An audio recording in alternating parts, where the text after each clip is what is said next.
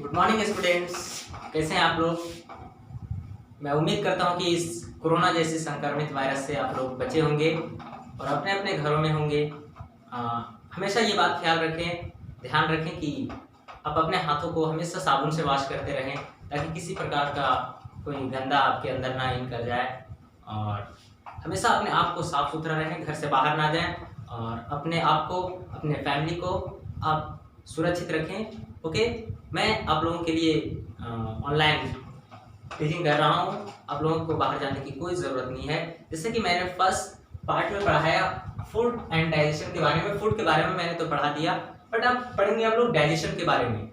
हम लोग पढ़ चुके हैं कि फूड हम लोग क्यों करते हैं, why do we eat food. तो हम लोगों ने ये पढ़ा कि we eat food to get energy, to study, play, बहुत सारे कामों के लिए हम लोग करते हैं। बट हम जानते हैं कि फूड से हमें एनर्जी मिल जाता है क्या, लेकिन डायरेक्टली हम फूड करते हैं और हमें एनर्जी मिल जाता है, ऐसा नहीं है।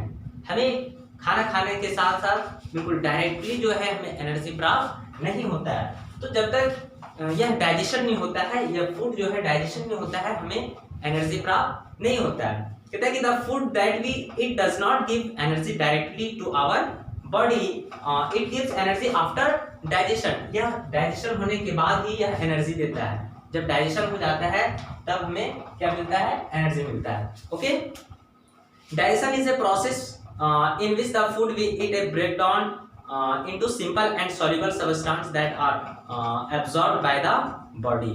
कहते हैं let us understand what happens to the food in our body. तो हम लोग जानेंगे कि किस तरह से हमारे बॉडी में जो है फूड जो है डाइजेस्ट होता है डाइजेशन होता है। ओके, जब हमारा फूड जो है डाइजेशन हो जाता है तब जाकर के हमारी बॉडी को क्या प्राप्त होता है, एनर्जी प्राप्त होता है, ऊर्जा प्राप्त होता है।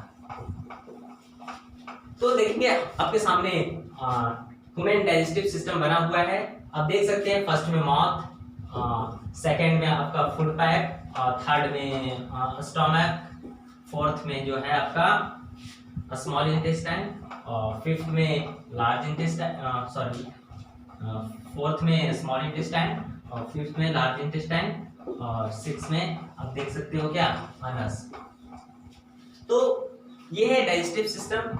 सबसे पहले हम लोग माउथ के बारे में डिस्कस करेंगे, मुंह के बारे में डिस्कस करेंगे कि जब हम भोजन लेते हैं तो सबसे पहले हम कहाँ लेते हैं, अपने माउथ में लेते हैं, मुंह में लेते हैं।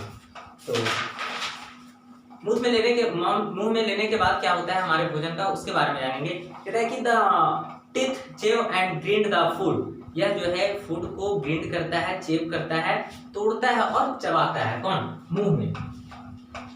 फूड मिक्स विद सलीवा, और फूड जो है मिक्स हो जाता है किसके साथ, सलीवा के साथ। सलीवा क्या है, produced by the saliva glands, ये ग्लैंड्स है, ठीक है। और saliva breaks the starch of food into simple sugar and also make the food soft. यह जो है हमारे भोजन को माउथ में जाने के बाद हमारे फूड को यह क्या कर देता है, बिल्कुल ही सॉफ्ट बना देता है, मुलायम बना देता है। दूसरा है फूड पाइप।